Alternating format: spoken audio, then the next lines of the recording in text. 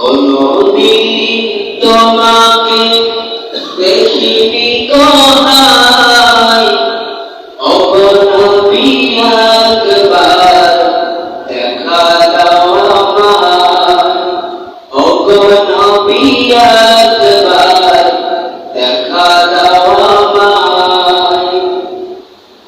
প্রাণ ভরে দেখবো রওজা তোমার,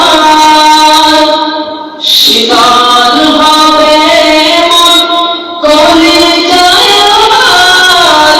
প্রাণ ভরে দেখবো রওজা তোমার, শীতল হবে মন কলিজায় আমার। সোনালি কিনা চুমু খেতে মনে চায়, সোনালি কিনা চুমু খেতে মনে চায়। ওগো নবী একবার দেখা দাও আমায়, ওগো নবী একবার দেখা দাও আমায়। কোনদিন তোমাকে দেখিনি গো হায়, ওগো নবী একবার দেখা দাও আমায়, ওগো নবী একবার দেখা দাও আমায়। প্রাণ ভরে দেখবো রওজা তোমার, শীতল হবে মন কলিজায় আমার। প্রাণ ভরে দেখবো রওজা তোমার, শীতল হবে মন কলিজায় আমার। সোনালি কিনা চুমু খেতে মনে চায়, ওগো নবী একবার দেখা দাও আমায়। কোনদিন তোমাকে দেখিনি গো হায়, ওগো নবী একবার দেখা দাও আমায়। কেঁদে কেঁদে বারবার, কেঁদে কেঁদে বারবার কলিজা দোলা, মন শুধু চায় যেতে দূর মদিনায়। সোনালি কিনা চুমু খেতে মনে চায়, ওগো নবী একবার দেখা দাও আমায়। সবাই আমিন। আমাকে যদি আমার কবরে জেলখানা যেতে হয়, আমি এখনই এই মেম্বার থেকে নেমে আমি জেলখানা যেতে প্রস্তুত আছে। আপনারা জেলের হাতে আছেন কিনা? সবাই ভাই আমার, আল্লাহ রাসূলকে অবমাননা করলে তার কোনো ক্ষমা নেই। আল্লাহ সুবহানাহু ওয়া তাআলা পবিত্র কোরআন আল কারীমের মধ্যে বলেছেন, 22 নম্বর পারা 33 নম্বর সূরা সূরা আহজাবের 57 নম্বর আয়াতে কারিমায় আল্লাহ রাব্বুল ইজ্জত বলেন, ইন্নাল্লাযীনা ইউযুনাল্লাহা ওয়া রাসূলাহু লা'নাহুমুল্লাহু ফিদ দুনিয়া ওয়াল আখিরাহ। ইন্নাল্লাযীনা ইউযুনাল্লাহা ওয়া রাসূলাহু, নিশ্চয় যারা আল্লাহ ও তার রাসূলকে কষ্ট দেন। কাকে? আল্লাহ ও তার রাসূলকে যারা কষ্ট দেয়, কষ্ট দেওয়ার মাধ্যম বিভিন্ন প্রকার। ঠিক না? মুখ দিয়ে আল্লাহ রাসূলকে কষ্ট দিতে পারে, হাত দিয়ে আল্লাহ রাসূলকে কষ্ট দিতে পারে। হাত দিয়ে কেমন? যদি কোনো বিপরীত যদি কোরআনের উপর যদি আঘাত করে, এটি কি আল্লাহ কোরআনের আল্লাহর উপর অবমাননা করা না? অবশ্যই আল্লাহ কিতাবের উপর অবমাননা করা। সবাই তো ভাই না? এরপর আল্লাহ সুবহানাহু ওয়া তাআলা বলেন, লা'নাহুমুল্লাহু ফিদ দুনিয়া ওয়াল আখিরাহ। আল্লাহ তাআলা বলেন, তাদের জন্য লানত, তাদের জন্য অভিশাপ, তাদের জন্য অভিসম্পদ আমি আল্লাহ সুবহানাহু ওয়া তাআলার পক্ষ থেকে দুনিয়া ও আখিরাতে বলুন আল্লাহু আকবার। আপনারা কি কোরআন বুঝতেছেন? আপনারা সবাই কোরআন বুঝতেছেন, আমি কোরআনের অনুবাদ করতেছি, তাফসীর বাংলা। আল্লাহ সুবহানাহু ওয়া তাআলা ইন্নাল্লাযীনা ইউযুনাল্লাহা ওয়া রাসূলাহু লা'নাহুমুল্লাহু ফিদ দুনিয়া ওয়াল আখিরাহ ওয়া আ'আদ্দা লাহুম আযাবান মুহিন। আল্লাহ তাআলা বলেন, যারা আল্লাহ ও তার রাসূলকে কষ্ট দেয়, গালিগালাজ করে, আল্লাহ তাদের দুনিয়া ও আখিরাতে অভিশাপ রেখেছেন, তাদের জন্য যন্ত্রণাদায়ক শাস্তির ব্যবস্থা রেখেছেন। তিনি তাদের জন্য রেখেছেন লাঞ্ছনাদায়ক যন্ত্রণাদায়ক আযাব। আল্লাহু আকবার। এই যারা আল্লাহ রাসূলকে যারা কটূক্তি করবে, অপমান করবে, অপদস্থ করবে, গালিগালাজ করবে, আল্লাহ সুবহানাহু ওয়া তাআলা বললেন তাদের আখিরাতে নয়, দুনিয়াতেও তাদের জন্য শাস্তি নির্ধারণ করবেন। আল্লাহু আকবার। ছোট ভাইরা আমার, শুরু তাই নয়, 10 নম্বর পারা, 9 নম্বর সূরা তাওবা 63 নম্বর আয়াতে আল্লাহ সুবহানাহু ওয়া তাআলা বলেন, আলাম ইয়া'লামু আন্নাহু, তারা কি জানে না, মান ইউহাদিল্লাহ ওয়া রাসূলাহু ফাআন্না লাহু নার জাহান্নাম খালিদান ফিহা যালিকাল খিজরুল আযীম।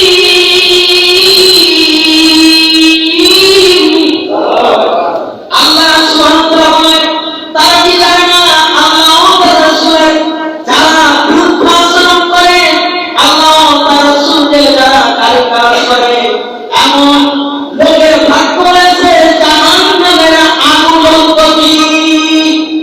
জাহান্নামের আগুন, এটা আমার কথা নয়, বলতে কার কথা? আল্লাহ। এরপর আল্লাহ সুবহানাহু ওয়া তাআলা বলেন, খালিদান ফিহা যালিকাল খিজরুল আযীম। তারা তাদের অন্তকাল থাকবে, এটাই হচ্ছে তাদের জন্য চরম লাঞ্ছনাদায়ক শাস্তি। তারা যে দুনিয়া একদিন থাকবে জাহান্নামের মধ্যে, এটি নয়, যারা আল্লাহ ও তার রাসূলকে কষ্ট দিবে, আল্লাহ সুবহানাহু ওয়া তাআলা কথা দিয়েছেন, ওয়াদা দিয়েছেন, তাদের জন্য অনন্তকাল জাহান্নাম। ঠিক কি না বলেন? ছোট ভাই আমার, আল্লাহ রাসূলকে যদি কোনো মুসলমান গালি দেয়, আমরা কি ছাড়বো? বলুন, আমরা কি ছাড়বো?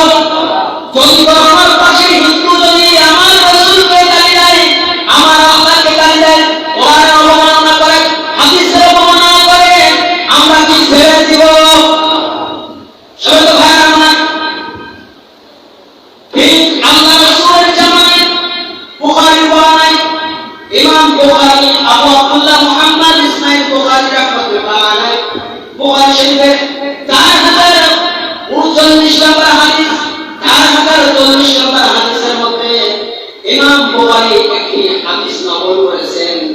ওয়ান আবু হুরায়রা রাদিয়াল্লাহু তাআলা قال قال رسول الله صلى الله عليه وسلم, আল্লাহ রাসূল সাল্লাল্লাহু তাআলা আলাইহি ওয়াসাল্লাম বলেন, আবু রাফি নামক এক ইহুদি আল্লাহ রাসূলকে অত্যন্ত গালিগালাজ করত এবং আল্লাহ রাসূলের বিরুদ্ধে বিভিন্ন ধরনের কটূক্তি করত, যার কারণে আল্লাহ রাসূল সাল্লাল্লাহু আলাইহি ওয়াসাল্লাম তাকে প্রত্যান করতে বললেন। আল্লাহু আকবার।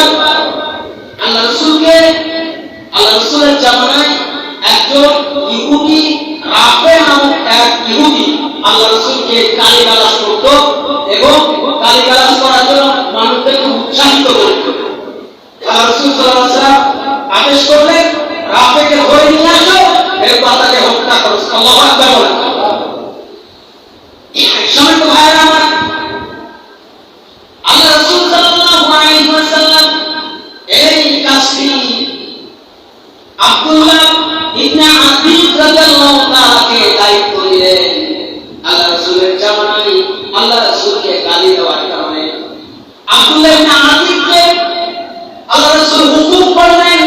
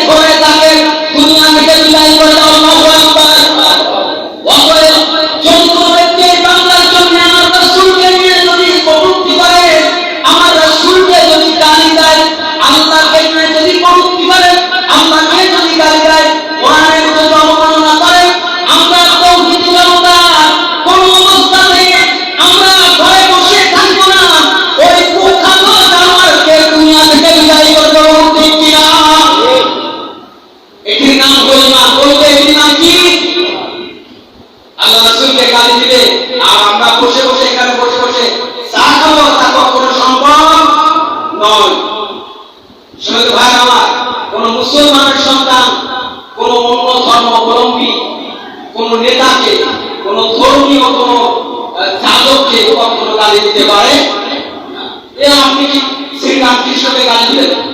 কথা দিলেন না। আপনার ইমান দায়িত্ব, যার ধর্ম সে পালন করবে। আপনার ধর্ম আপনি পালন করবেন, তার ধর্ম সে পালন করবে। আল্লাহ সুবহানাহু ওয়া তাআলা তাকে যদি হেদায়েত দান করে সে মুসলমান হবে, ঠিক কি না?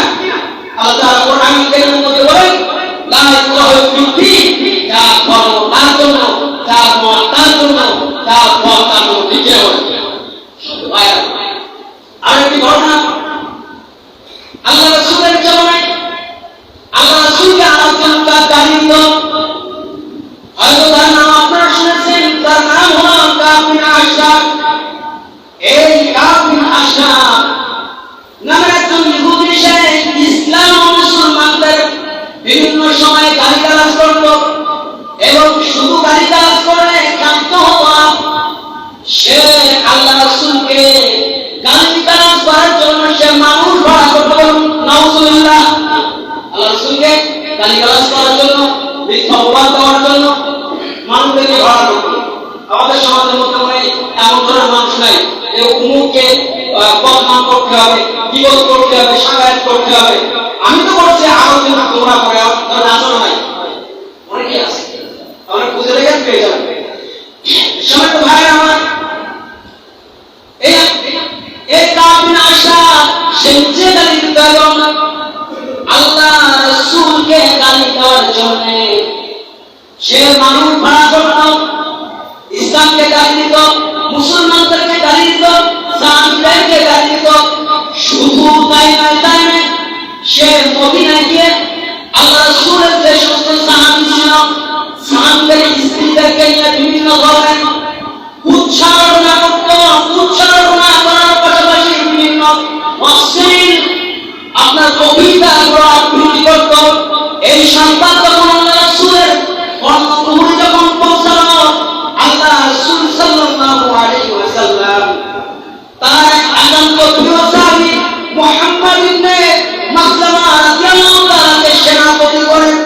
এরপর কাব বিন আশরাফকে ধরে এনে সাহাবীদের নেতৃত্বে খোলা বানু ময়দানে এই কাব বিন আশরাফকে হত্যা করে দুনিয়া থেকে জাহান্নামে পাঠিয়ে দেবেন। আল্লাহু আকবার। ভাইরা মনে রাখবেন, বাজারে হোক, রাস্তায় হোক, ঘাটে হোক, মসজিদে হোক, যেখানে হোক, আল্লাহ রাসূলকে গালি দিলে সাথে সাথে ধরবেন, দুনিয়া থেকে বিদায় করবেন। এই ঈমানি পথ আমাদের জায়গা তুফান দূরে আমার আল্লাহকে একবার দেখিয়ে দিন। আল্লাহু আকবার। লিল্লাহি তাকবীর, লিল্লাহি তাকবীর, লিল্লাহি তাকবীর। ভারতের দুশমনেরা, ভারতের দুশমনেরা, রাসূলের দুশমনেরা, আল্লাহ সুবহানাহু ওয়া তাআলা আমাদের সকলকে ঈমানে দীপ্ত এই যে নূর আমাদের সকলকে কবুল করে বলে আল্লাহুম্মা আমিন। ভাইরা সারা জীবন তো নামাজ পড়লেন, রোজা রাখলেন, সব কিছু করলেন, কিন্তু আল্লাহ রাসূলের যখন অবমাননা হয়, আজ পর্যন্ত কয়েকজন মুসলমান ময়দানে গিয়ে আল্লাহ রাসূলের বিরুদ্ধে যারা আল্লাহ রাসূলকে কটূক্তি করেছে, এই তাদের বিরুদ্ধে আপনারা কয়জন পেয়েছেন স্লোগান দিতে, কয়জন পেয়েছেন বিরোধিতা করতে, ঠিক কিনা বলেন?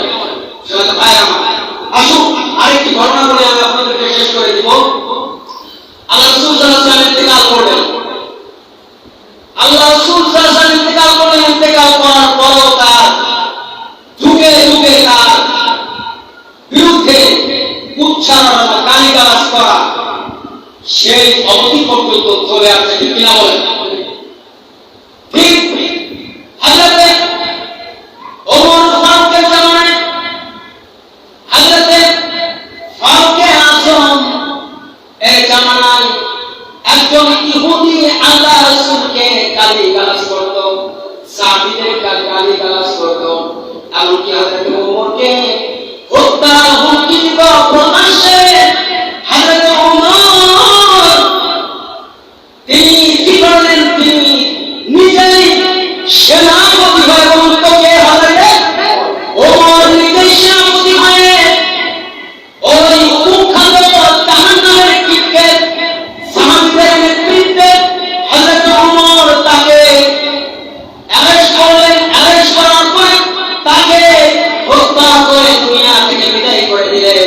এই হাদিসটি বর্ণনা করেছেন আব্দুল্লাহ ইবনে আব্বাস রাদিয়াল্লাহু তাআলা, একজন প্রধান একজন শিষ্য তাবেঈ হযরত মুজাহিদ রাহমাতুল্লাহ আলাইহি এই হাদিসটি বর্ণনা করেছেন। এই হাদিসটি আল সারিমুল মাসাইল ৪৪ নম্বর খণ্ড ৪১৯ নম্বর পৃষ্ঠার মধ্যে রয়েছে। এবং ইমাম বাইহাকী রাহমাতুল্লাহ আলাইহি তার লিখিত গ্রন্থ বাইহাকী শরীফের মধ্যে ইমাম বাইহাকী রাহমাতুল্লাহ আলাইহি তার লিখিত গ্রন্থ শুআইবুল ঈমানের ২ নম্বর খণ্ড ৩০২ নম্বর পৃষ্ঠার মধ্যে এই হাদিসটা নিয়ে আসছেন। এই হাদিসের ব্যাপারে ইমাম ইবনে তাইমিয়া, আমাদের মানহাজের কোনো ইমাম নয়, ইমাম ইবনে তাইমিয়া হলো সালাফি আহলে হাদিসের একজন ইমাম। উনি এই হাদিসটাকে শেষে লিখে দিয়েছেন হাসানুন আও সহিহুন, সুবহানাল্লাহ।